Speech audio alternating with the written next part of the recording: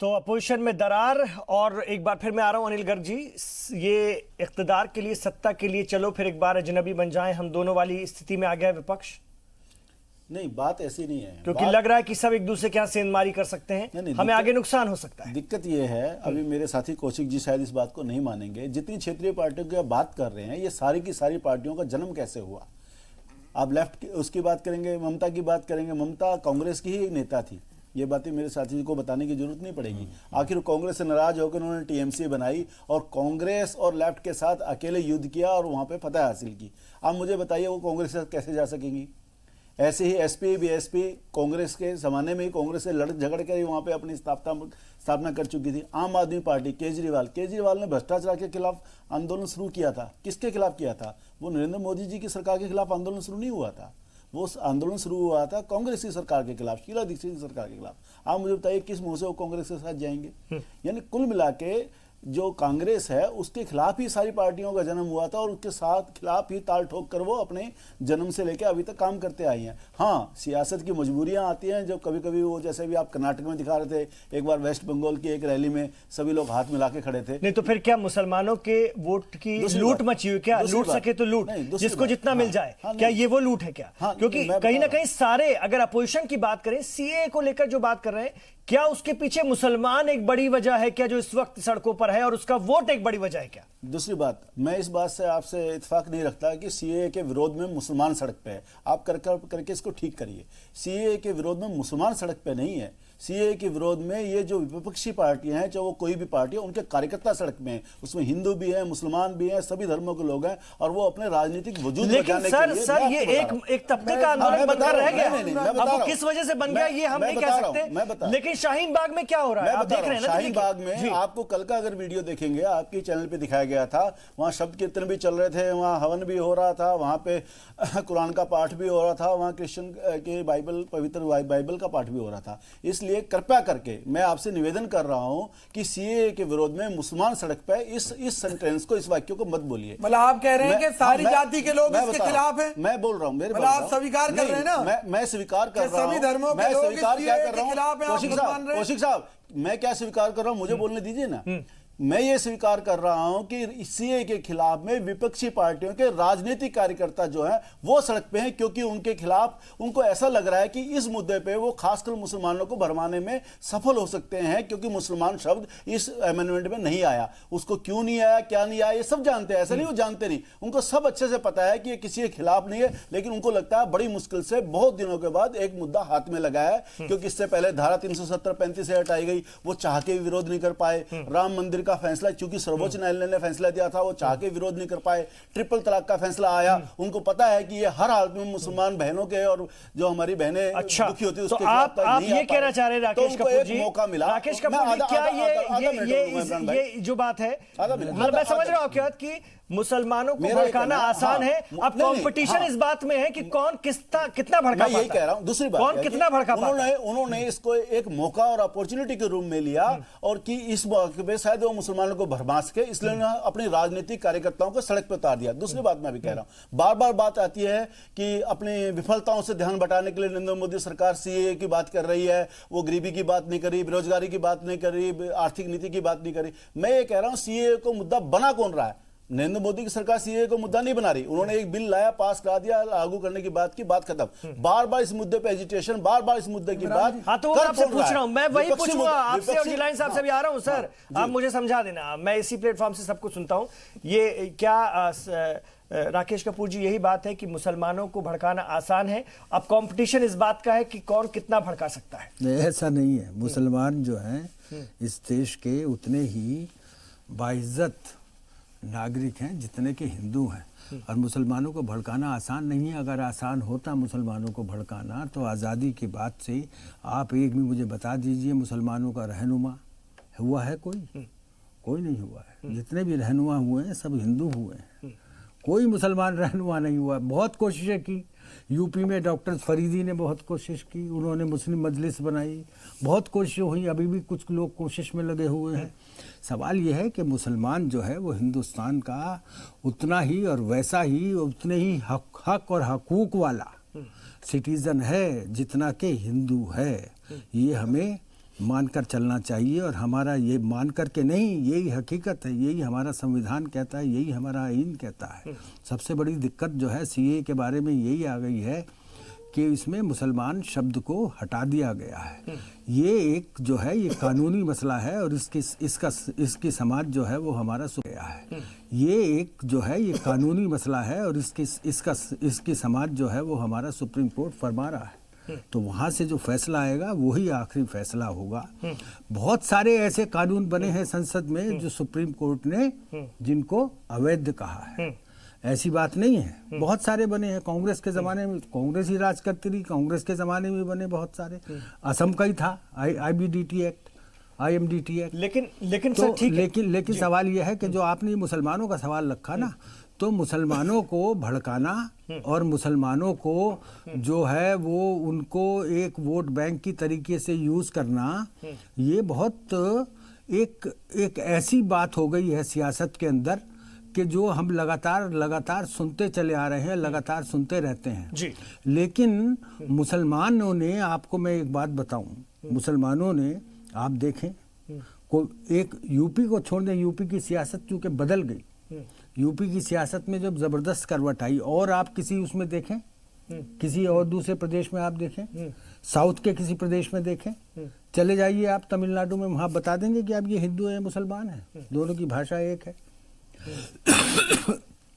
दोनों की संस्कृति एक है, एक पूजा पद्धति तो अलग है, बाकी क्या है, बाकी तो सब कुछ हिंदुस्तानी है। बिल्कुल, सब लेकिन विजय कौशिक जी, फिर यहाँ सवाल ये उठता है ना कि 40,000 कॉलेज इस देश के अंदर हैं, लेकिन जामिया मिलिया इस्लामिया ही क्यों मिला CAA की मुखालफत के लिए, और उसके बाद ये मामला तशद्दुद में बदल गया और पूरे देश में अभी भी मुजाहरे हो रहे हैं। कहीं ना कहीं एक तबके को तो के कंधे पर तो बंदूक रखी ही गई ना, एक तबके के स्टूडेंट्स के कंधे पर तो बंदूक रखी गई, और बाद में तो आप देख ही रहे हैं सड़कों पर कौन ज्यादा तादाद में है, भले राकेश जी माने या ना माने, तो इस्तेमाल तो किया गया। शायद कोई भी जुर्म होता है तो उसमें जांच ये होती है कि उस जुर्म से फायदा किसको है। इस सारे मामले में अगर कोई फायदा लेने की कोशिश कर रहा है तो वो भारतीय जनता पार्टी है।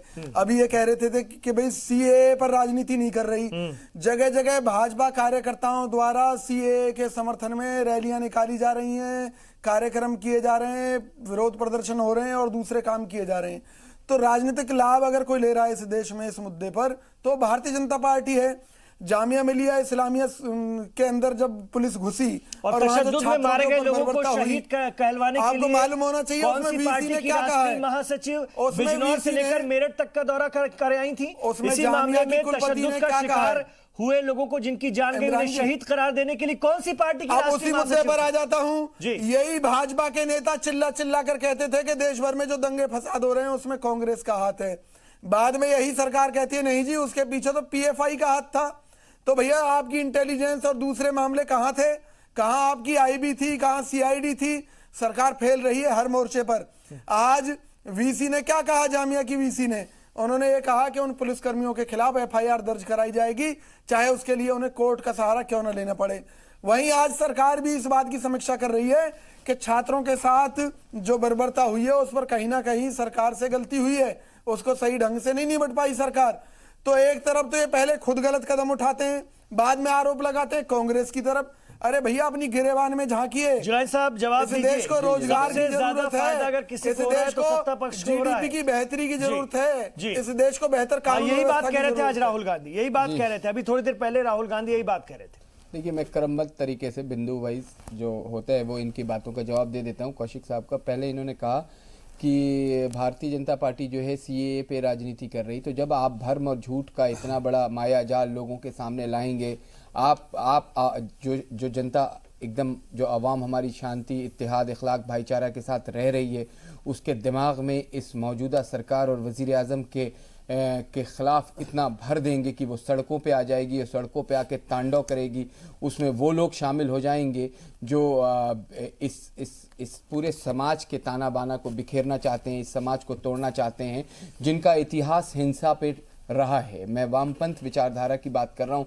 कौशिक साहब जो आजकल आपसे बड़ी उनकी लाइक माइंडेड चीजें सामने आने लगी हैं। अगर वो मेरी इसमें एक बात और जोड़ लीजिए, सुन लीजिए, पहले आपने बोला है कन्हैया कुमार खोला क्यों घूम रहा है, सुन लीजिए, अगर वो देशद्रोही है तो आपकी सरकार चुप क्यों है? इसलिए चुप है कि जो नूरा कुश्ती कांग्रेस और आम आदमी पार्टी जो आप ही की लाइक माइंडेड है, ये आपके एजेंट है। वो मिल, मैं गारंटी से कहता हूँ ओवैसी और कन्हैया कुमार भाजपा के एजेंट एग्जाम्पल दे देता हूँ। अब सरकार उनके खिलाफ कुछ नहीं कर रही। बोला मैंने चुप नहीं, मैं आपको समझा दूं सिर्फ कि आप जो चीजें आप बता रहे हैं गठबंधन करने के लिए बेताब घूम रही है और एजेंट हो भाजपा के, यार ये थोड़ा सा तो क्या बात कर रहे हैं आप? ओवैसी भाजपा के एजेंट है।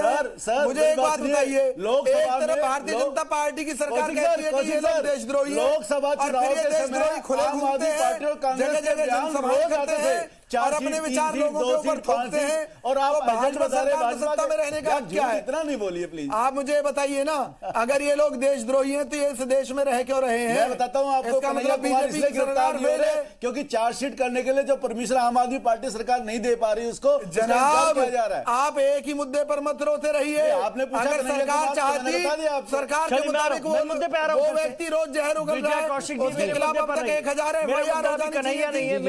मेरा मुद्दा इस वक्त ये है, यासिर जिलानी साहब, जो सवाल मैंने आपसे किया था, और वो एक अहम सवाल है कि 40,000 कॉलेजों में से जामिया मिलिया इस्लामिया ही क्यों मिलता है जिसके कंधे पर बंदूक रखकर चलाई गई? क्या ऐसा है? क्या आप जो इल्जाम आप भी लगाते हैं ऐसा है क्या? देखिए मैं मानता हूं कहीं ना कहीं, और फिर ये आंदोलन एक तबके का बना कि नहीं, भले अनिल गर्ग जी इसको न माने, लेकिन है ये सच्चाई। ऑफिशियल जो स्टेटमेंट है भारतीय जनता पार्टी का इस वक्त सरकार का मौक़िफ़ है, वो मैं आपको बता दूं कि ये बेहद संजीदगी के साथ मैं कह रहा हूं कि जामिया मिलिया इस्लामिया को इसलिए टारगेट किया गया कि कहीं ना कहीं उनको अपने वोट बैंक की राजनीति को साधना था। जब शशि थरूर जैसे नेता, जब पप्पू यादव जैसे नेता, जब चंद्रशेखर रावण आज़ाद जैसे नेता जो तमाम केसों में वांछित रहे हैं, उनको उनके केसेस का क्या हश्र है वो आप भी रिसर्च के साथ निकाल के देख सकते हैं कि कब कैसे क्या इन लोगों ने किया। जब उनको लीडरशिप और क़यादत दे देगी तो कहीं ना कहीं ये शक होता है कि ये टारगेट कर रहे हैं मुसलमानों को, और मुसलमान खास करके वो वोट बैंक का एक बहुत बड़ा हिस्सा है, चंक है, और ये पार्टी भी मानती है। इसलिए ये उस इलाके पे टारगेट करते हैं जहां पे मुस्लिम ज्यादा अक्सरियत में रहते, चाहे वो सिलमपुर हो। लेकिन फिर सरकार भी कंफ्यूजन रहने देगी, उसको साफ नहीं करेगी ताकि अपने ढंग से हम भी पोलराइजेशन कर सकें। भारतीय जनता पार्टी आप देखिए, बस ये ब्रेक में ले रहा हूं यासिर जिलानी, फिर आप और अनिल गर्ग जी मुझे समझा दीजिएगा कि क्यों सीए भारतीय मुसलमानों के लिए खतरनाक हो जाता है, जिसके लिए ये लोग रोड पर हैं। वो इसीलिए क्योंकि जब एनआरसी आएगा तो उसमें आप जितने भी गैर मुस्लिम हैं उनको सीए के चलते अंदर कर लेंगे, लेकिन अगर कोई मुसलमान कागजात नहीं दिखा पाया तो आप उसको बाहर का रास्ता दिखा देंगे या वो हिंदुस्तानी नहीं कहलाएगा, डिटेंशन में चला जाएगा। बड़ी वजह यह जिसके चलते लोग सड़कों पर हैं। अब ये गुमराह लोग हैं, कंफ्यूज किए हुए लोग हैं, उकसाए हुए लोग हैं, ये आपको अब समझाना है। आप मेरे प्लेटफॉर्म का इस्तेमाल कर सकते हैं, अगर समझा पाए तो। इस वक्फे के बाद मैं हर बार आप लोगों से समझने की कोशिश करता हूं। लौट रहे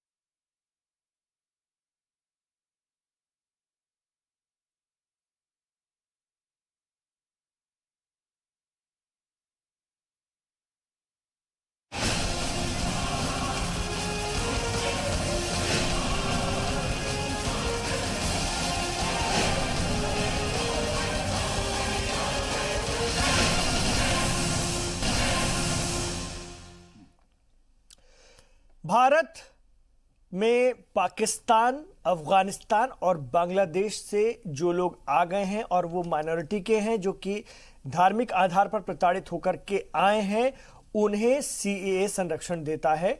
और उसकी जो वक्त पहले 11 साल हुआ करता था उसे 6 साल कर दिया गया है, ताकि इन लोगों को हिंदुस्तान की शहरियत दी जा सके।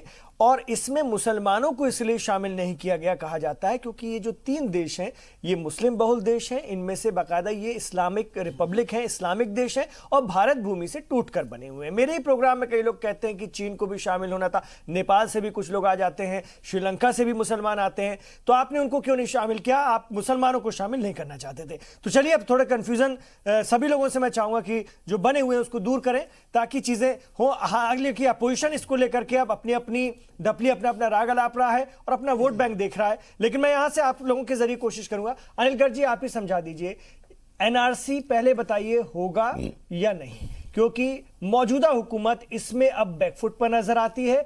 एनआरसी को लेकर के पहले वजीर दाखिला के बयान देख लें, लेकिन वजीर आजम का बात का बयान देख लें। यासिर जिलानी साहब से मैंने कई बार पूछ चुका, वो भी यहां वहां से राजनीति करके घुमाने की कोशिश करते हैं, लेकिन है अब सोशल मीडिया है, तमाम चीजें हैं। पहले वजीर दाखिला ने क्या कहा था अमित शाह साहब ने, बाद में वजीर आजम ने एनआरसी के हवाले से क्या कहा, संसद के अंदर क्या कहा गया था, इसको लेकर कंफ्यूजन तो है और विपक्ष को मौका मिलता अगर आपके मुताबिक गुमराह करने का।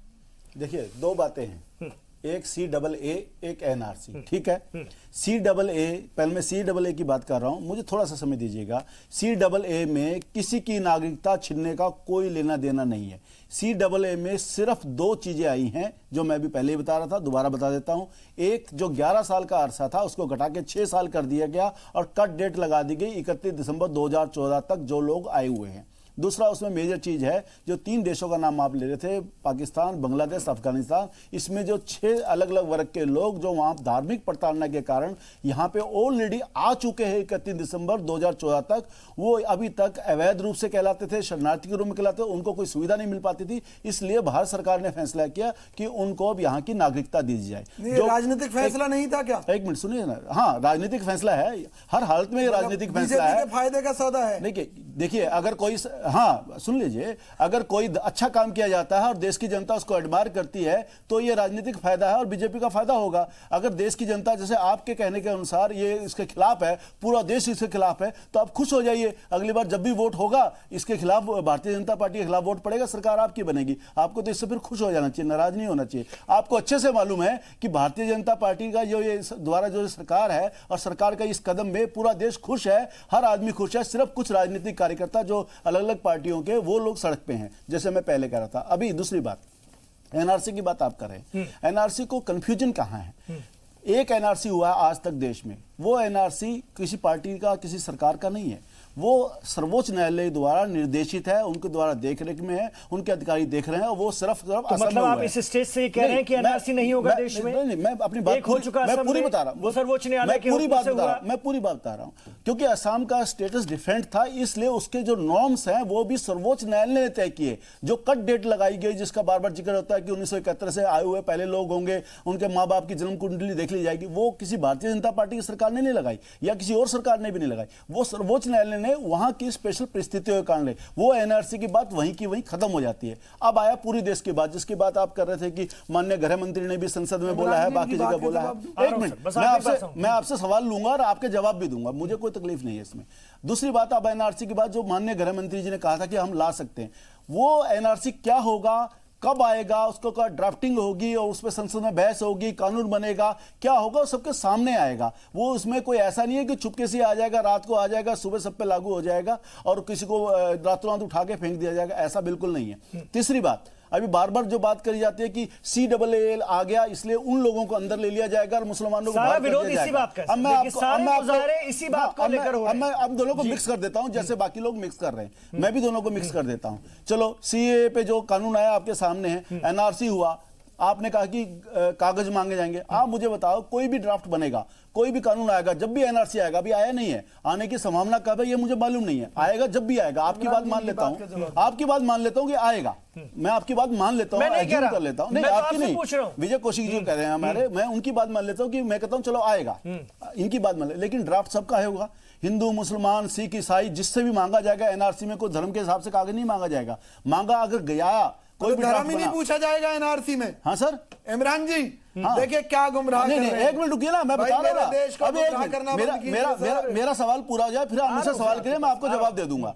तो जिससे भी जो सवाल पूछा जाएगा वो सबसे एक जैसा पूछा जाएगा। अब ये आ रहा है कि ठीक है, आपकी बात तो ठीक है, सवाल सबसे एक जैसा पूछा जाएगा, सारे लोग बाहर हो जाएंगे एनआरसी के दायरे के कारण, लेकिन हिंदू तो इसके चक्कर में अंदर आ जाएंगे, मुसलमान नहीं आएंगे। आप मुझे बताइए, अगर वो एनआरसी के दायरे में किसी कारण से बाहर हुए और ये माने गए कि हिंदुस्तानी नहीं है, आप मुझे बताइए वो कैसे साबित हो करेगा हिंदू? अगर हिंदू को वापस लेना होगा कि वो हिंदुस्तान का तो साबित नहीं कर पाया अपने आप को, क्योंकि कागज नहीं थे, वो पाकिस्तान, बांग्लादेश, अफगानिस्तान से आया है और 31 दिसंबर 2000 से पहले आया है, ये उसका पासपोर्ट है, ये उसकी आने की डेट है, कैसे साबित करेगा? देखो कितना बड़ा भरमाते हैं लोग, कितना बड़ा झूठ बोलते हैं, और वो भी देश के खिलाफ बोल रहे हैं, देश के बारे में जरा सा भी नहीं सोचते अपनी राजनीति करते हुए। मैं आपके चैनल से माध्यम से कहना चाहता हूं, कृपया करके देश हित के मुद्दों पर राजनीति बंद करें। अगर कौशिक साहब के सामने कोई सवाल है, अगर इनको नहीं समझ में आ रहा तो मैं समझा सकता हूं। देखो एक कहावत है सर, सोए हुए को जगाया जा सकता है लेकिन जागे हुए को जगाना बहुत मुश्किल है। ये सारी राजनीतिक पार्टियां सिर्फ सियासी कर रही हैं, क्योंकि ये सब जानती है इसमें कोई किसी का धर्ज नहीं है, लेकिन सिर्फ ये देश की जनता को भरमाने की कोशिश कर रही हैं और एक अपॉर्चुनिटी के रूप में ले रही हैं। जल्दी जवाब दीजिए कौशिक साहब, आपको क्लियर हो गया? सबसे पहले साफ हो गया?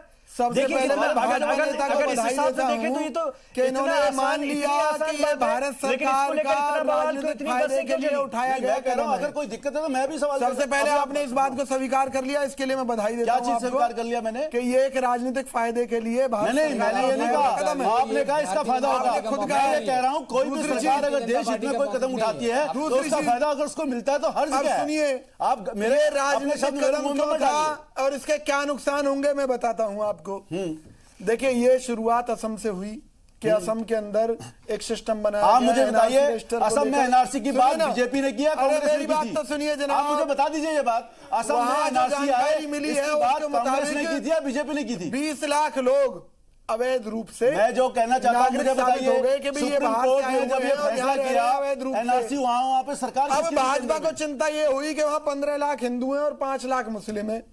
अब राजनीतिक रोटियां सेकनी थी कि भी कैसे हम इसका फायदा उधर के प्रदेशों में ले। मुझे बताइए, इसलिए सरकार कानून लेकर आई।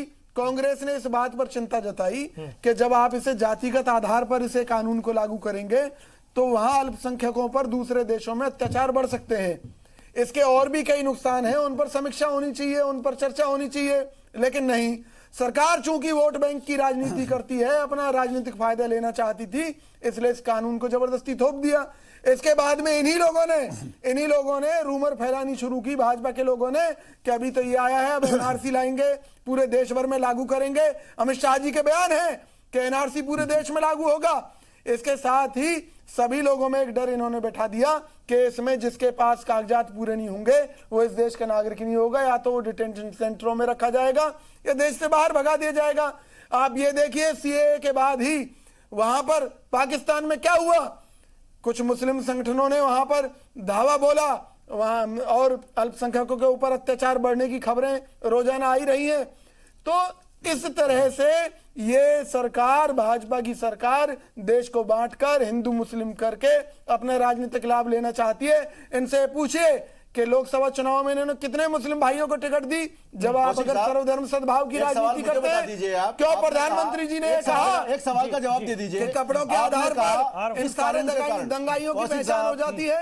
एक सवाल का जवाब, एक तरफ आप कहते हैं इसमें पीएफआई के लोग शामिल हैं, सर एक सवाल का जवाब दे दीजिए मुझे। आपने कहा इस कानून के कारण पड़ोसी देशों में अल्पसंख्यकों पर तनाव बढ़ेगा, प्रताड़ना बढ़ेगी। मुझे इससे बताइए कि उससे पहले वहां पर अल्पसंख्यक 23%, अच्छा मुझे एक चीज 3% रहेंगे, क्या इस कानून के कारण हुआ? क्या कानून तो आज बनाया है, वहां पर प्रताड़ना होती थी, उसी के लिए कानून बनाना पड़ा।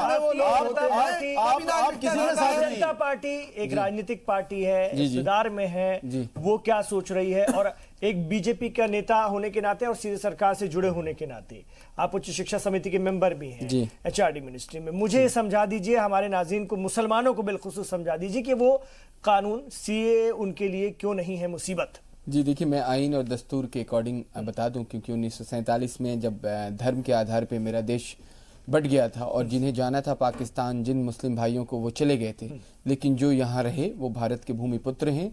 और भारत के भूमि पुत्र को मुझे नहीं लगता है कि ये एक जो भ्रम और अफवाह और डर पिछले 70 साल से मुसलमानों के बीच में घुमाया गया, उनको डराया गया। पहले कभी संघ आरएसएस से डराया गया, उसके बाद जनसंघ से डराया गया, फिर 1980 के बाद भारतीय जनता पार्टी से डराया गया कि जब इस तरह के लोग आएंगे, उनकी सत्ता आएगी तो आपको पाकिस्तान और बांग्लादेश भेज दिया जाएगा।